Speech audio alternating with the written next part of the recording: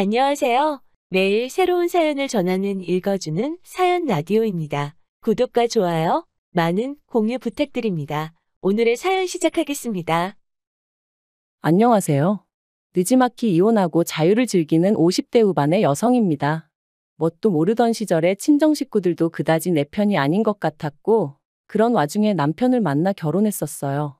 지금 생각해보면 정부 칠대가 없어서 그렇게 멍청한 결정을 내렸나 싶고, 이제 와서 남 탓하면 뭐 하겠냐 싶지만, 그래도 그때를 생각하면 나한테 그 길은 길이 아니니 가지 마라 해준 사람 하나 없는 게 그렇게 서럽고 속상하고 뭐 그렇습니다. 아무튼 제가 친정 이야기를 하자고 이렇게 사연을 쓰고 있는 건 아니고요. 남편하고 처음 만난 건 집안의 먼 친척벌 되시는 어르신의 주선으로였어요. 저는 남편이 마음에 들지 않았지만 집안 어른의 체면도 있고 하여 남편을 제대로 밀어내질 못했습니다. 오히려 집안 사람들은 어르신 말을 들어보니 사람이 착실하고 성실하니 좋다는데 제가 주제 파악을 못한다는 식으로 몰아가더라고요. 거기다 차라리 남편 쪽에서 제가 마음에 안 든다고 해줬으면 좋겠는데 남편은 자기가 왜 싫으냐며 자기는 제가 첫눈에 마음에 들었다고 들이대고 있었으니 그래서 결국 오케이 했습니다. 솔직히 말해서 나중엔 세뇌라도 된 건지 나를 구박하는 친정 식구들보다 오히려 내 조건 하나 따지지 않고 불도저처럼 밀어붙이는 남편이 친정 식구들보다 나를 더 사랑해주는 것 같았거든요. 그래서 멍청하게 가머니설과 그 가면에 속아 결혼까지 했어요. 그런데 결혼하고 나니까 남편이 저에게 제대로 말한 것은 하나도 없었습니다.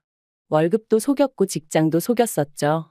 살던 집도 알고 보니 혼자 사는 것도 아니고 시동생이랑 같이 살고 있어서 당장 방을 구해야 했는데 그마저도 월세 단칸방, 그것도 반지하였어요. 그래도 저 혼자 서울살이 하는 동안 반지하에선 살아본 적이 없었는데 말이죠. 처음 결혼한 해에 홍수가 나서 집안이 온통 물바다가 됐었는데 그때 제가 임신 중이었거든요. 그래서 그 불러온 배를 붙들고 바가지로 물을 퍼내는데 이게 뭐 하는 짓인가 싶대요. 그리고 남편은 고작 월세방 구해왔는데 저는 그래도 혼수예단 다 해갔어요. 그런데 그 혼수예단을 해준 게 누구냐면 친정 부모님이 아니라 고모였어요. 그간 저 하고 사는 걸 불쌍하게 생각한 고모가 마침 고모는 또 자식도 없으셨고 그렇다 보니 그거라도 해주마 하고 해주셨는데 그건 지금도 참으로 감사하게 생각하고 있네요. 아무튼 그렇게 결혼하고 나니까 사람이 어떻게 그렇게 달라지나 싶은 게 남편 말이죠. 결혼 전에는 제가 결혼 안 해주면 자기는 인생을 포기해버리겠다며 그렇게 사람을 겁을 주고 아주 말 그대로 왜 자기 마음을 몰라주냐며 길에서 나자빠지기까지 했었는데 막상 결혼하고 나니까 말 그대로 다 잡은 물고기라고 생각하기라도 한 건지 사람을 홀대를 해도 그렇게 홀대를 할 수가 있나 싶더라고요. 하지만 저라고 뭐 그런 남편한테 나 좀 봐줘, 나 좀 사랑해줘 하고 매달리고 싶지는 않았습니다. 그저 저렇게 쉽게 식을 사랑이었나 하고 허탈했다고 해야 할까요? 그리고 더 까놓고 말해서 그런 걸로 뭐 서름에 눈물 짓고 할 겨를도 없었어요. 첫째 돌 무렵에 제 뱃속에는 이미 둘째가 있었고 남편 월급은 계속해서 제자리였으니 먹고 살고 애 키우고 그것만으로도 얼마나 빠듯했는지 몰라요. 하지만 그런 것보다 저를 더 힘들게 한 건 바로 다름 아닌 어머님이었습니다. 남편과 제가 결혼을 한 이후로 당신 집은 시골에 있는데 그럼에도 불구하고 어찌나 뻔질나게 저희 집을 드나들기 시작하시던지. 그리고 오셔서 막말로 곱게 차려드리는 밥이나 드시고 잠이나 주무시고 가셨으면 저도 이렇게까지 응어리가 쌓이진 않았겠죠. 하지만 걸핏하면 하시는 말씀이 너 같은 며느리를 보게 될 줄은 상상도 못했다. 네가 우리 집에 시집 올 때 해온 게 뭐가 있냐?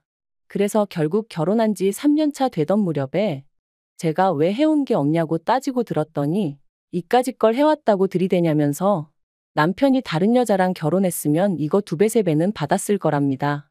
그렇다고 저희 남편 조건이 얼마나 대단했냐 하면 그것도 결코 아니었어요. 당시 작은 건설사에 다니고 있던 평범한 사람이었습니다. 시댁에 재산 같은 것도 없었고요.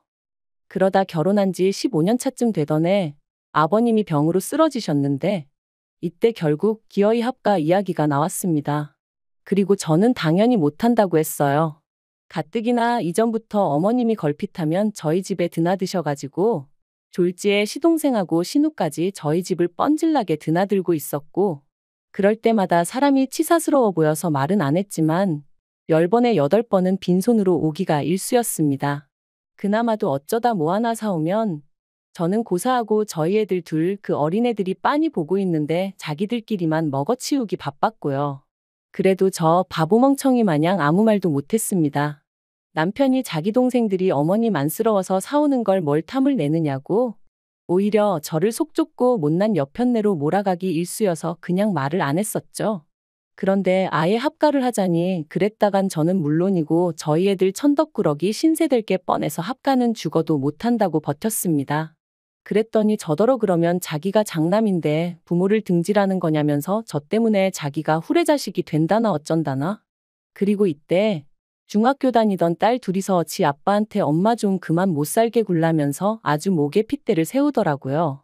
최악이라면서 자기들은 할머니 할아버지랑 같이 살기 싫다고 엄마 고생시키지 말라고 말이죠. 그러자 아빠라는 인간이 딸들더러 정신 나갔다며 니들이 누구 덕분에 이만큼 누리고 사는지 아느냐고 그딴 소리나 짓거릴 거면 학교 때려치고 나가서 돈이나 벌라고 그러는데 불현듯 제 어린 시절이 생각나면서 남편이 순간 남편으로 안 보이고 짐승 같더라고요. 그래서 제가 남편한테 이혼하자고 그랬어요. 그러니까 남편이 저더러 미쳤네 어쨌네 하면서 악을 쓰대요.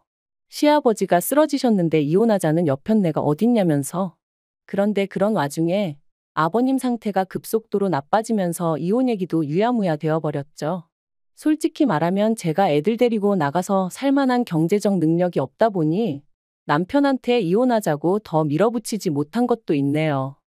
이후로 얼마 지나지 않아 아버님은 돌아가셨고 그때부터 상황은 더 안 좋아졌습니다. 혼자 되신 어머님께서 원래도 앓는 소리 죽는 소리가 보통이 아니셨는데 날이 갈수록 그 정도가 정말 심해지셨거든요.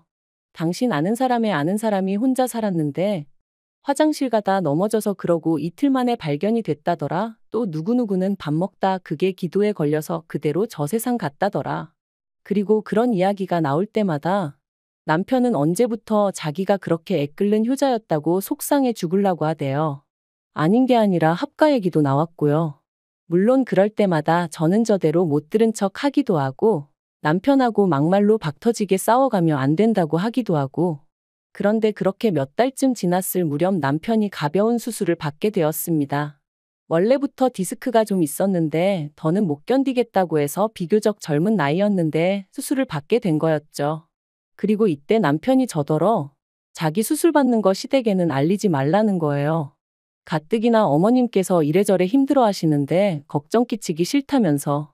제 입장에서도 남편 아프다는 소리가 어머님 귀에 들어가면 보나마나 무슨 일이냐 하며 짐 싸들고 저희 집에 오실 게 뻔할 뻔짜였기에 남편의 그 말이 어찌나 반갑던지 알겠다 하고 안 알렸어요.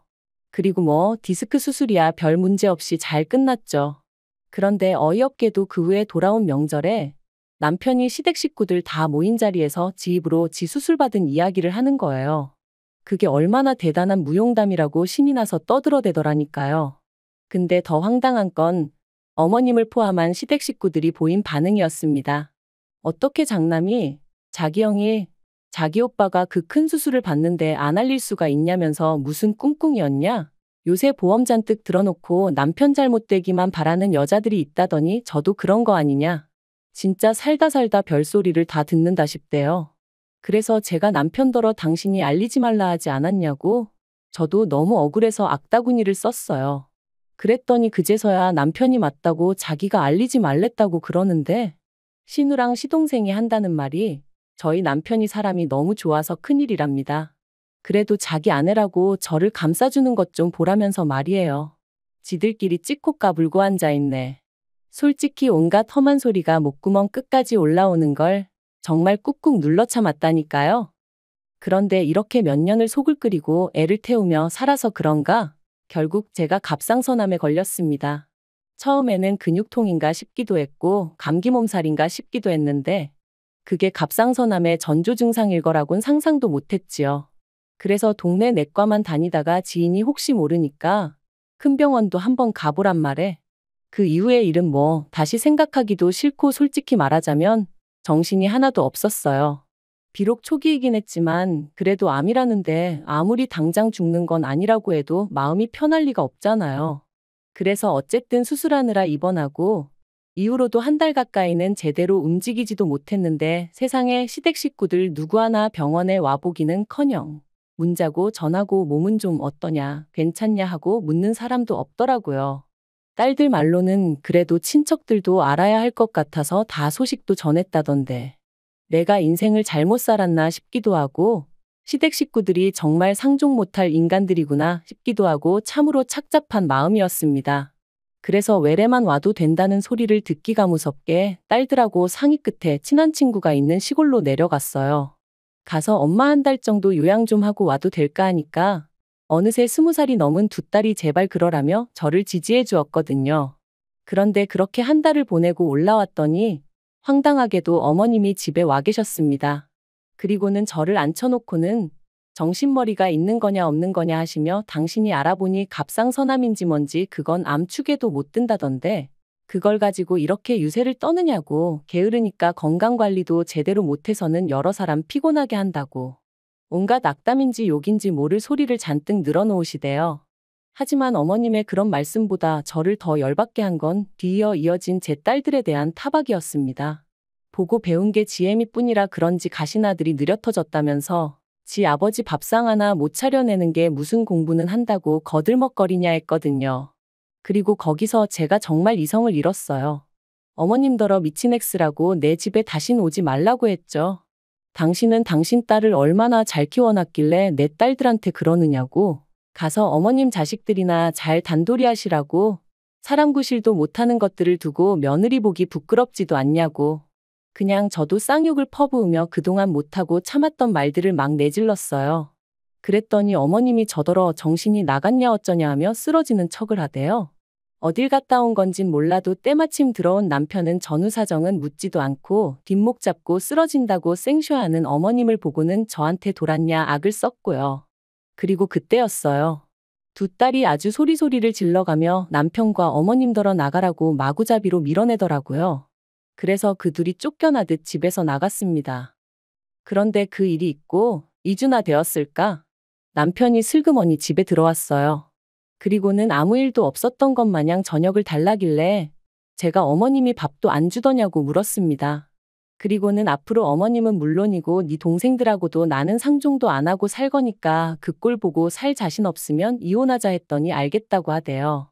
대신 자기가 그쪽에다가 뭘 해주던 그건 간섭하지 말라길래 그따위로 조건 걸 거면 필요 없다고 그냥 이혼하자고 강하게 밀어붙였어요.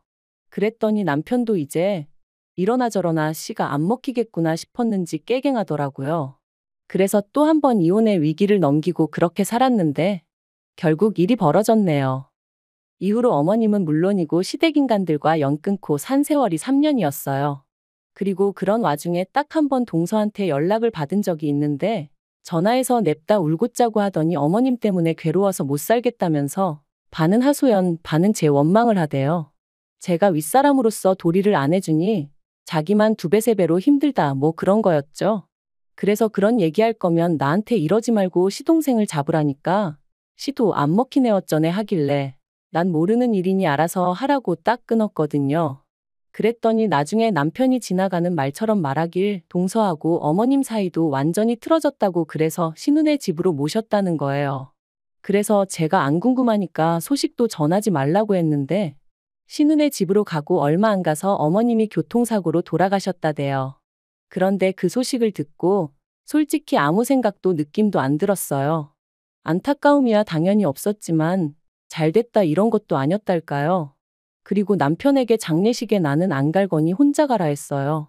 그랬더니 남편이 저더러 미쳤냐고 아주 불같이 화를 내대요. 자기 어머니가 도대체 저한테 뭘 그렇게 잘못했다고 이렇게까지 모질게 구냐면서 저 때문에 자기 어머니가 말년에 얼마나 고생을 많이 하셨는지 아냐면서 저같이 모질고 독한 여자는 처음 본다나요. 그래서 제가 남편더러 그래 나 모질고 독한 엑스라고 이게 다 니네 엄마 때문 아니냐고 받아쳤습니다. 안 하겠다는 결혼 그렇게 물고 늘어지면서 하자들더니 네가 이제껏 나한테 해준 게 뭐가 있냐고 당신이나 당신 식구들한테 내가 동등한 가족인 적이 있기나 했냐. 내가 바보 천치 마냥 못 모르고 당하고 산 세월을 생각하면 니들 얼굴에 침을 10번을 뱉어도 부족하다 했습니다. 그리고는 장례식 같은 소리 한다고 나는 니네 엄마가 죽어서 구천을 떠돈다고 해도 하나 불쌍하단 생각도 안 드니 그런 줄 알라 했어요. 그랬더니 남편이란 작자가 지 버릇 개 못 준다고 또 가방 챙겨서 집을 나가대요. 지가 나가면 누가 무서워서 벌벌 떨 줄 아나. 더 웃긴 건 그리고 나서 또 일주일도 안 돼서 들어왔어요. 그리고는 한다는 말이 곰곰이 생각해봤는데 이혼하자입니다. 저 같은 여자한테 질려서 못 살겠대요. 그래서 저도 좋다고 했어요. 막말로 자식들 다 키워놨는데 내가 뭐가 무서워서 지랑 이혼을 못하나 싶은 게. 그리고 어머님하고 연 끊고 사는 동안 저도 지인이 운영하는 어원에서 일하고 공인중개사도 땄거든요. 그러고 나니까 막말로 남편이란 작자 없어도 먹고 사는데 아무 지장 없겠더라고요. 그래서 이혼하자 소리에 쌍수 들고 환영이라고 내일 당장 이혼 서류 내러 가자 했더니 놀래가지고 말을 못하대요.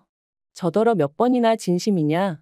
나 농담하는 거 아니다 하는데 그 꼬락서니가 어찌나 추접스럽던지. 그래서 결국 이혼했어요.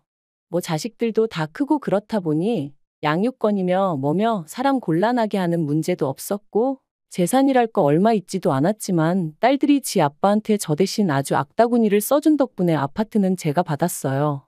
딸들이 지 아빠한테 자기들 시집 갈 때 혼주석에 앉고 싶으면 집은 엄마 주라고 법대로 한다 그러면 무조건 엄마 편에서 얘기할 거라고. 그러니까 남편도 뭐 어쩔 도리가 없었던 모양이에요. 그리고 딸들이 그러더라고요. 자기들이 취업하고 나면 얼마씩이라도 엄마 생활비 보태주고 할 거니까 너무 걱정하지 말라면서 천군만마를 얻은 기분이란 게 이런 건가 싶대요. 이야기를 어떻게 마무리해야 하나 싶은데 저는 지금 이혼한 지 반년이 좀 넘었고 그 어느 때보다 즐겁고 행복한 날들을 보내고 있습니다. 그리고 남편은 이혼을 했는데도 계속해서 내가 지 뭐라도 된다고 생각하나 연락을 해와요. 대꾸를 안 하니까 꽃사진을 보내질 않나, 하늘 사진을 보내질 않나. 얼마 전엔 옛날 내적 고리짝 시절에 찍은 결혼사진을 찍어 보냈더라니까요. 그래서 제가 그 사진 다 찢어서 불질러 버리라고 그랬어요. 그때만 생각하면 치가 떨리고 욕이 나온다고요. 그랬더니 자기가 반성을 많이 했네 어쩌네 하는데 반성을 했으면 내 청춘이 돌아오냐 했습니다. 그러니까 지도 더는 뭐 할 말이 있겠어요? 아무튼 연락 좀 하지 말라고 재수없다 그랬죠. 그리고 그럴 때마다 딸들은 딸들대로 제 편에 서서 지 아빠한테 정신 차리고 앞으로 어떻게 살지나 고민하라고 딱 쏘아 붙여줍니다. 그래도 제가 자식 농사는 그럴듯하게 지었다 싶어요. 아무튼 저는 너무 늦게 이혼한 게 참으로 후회가 됩니다.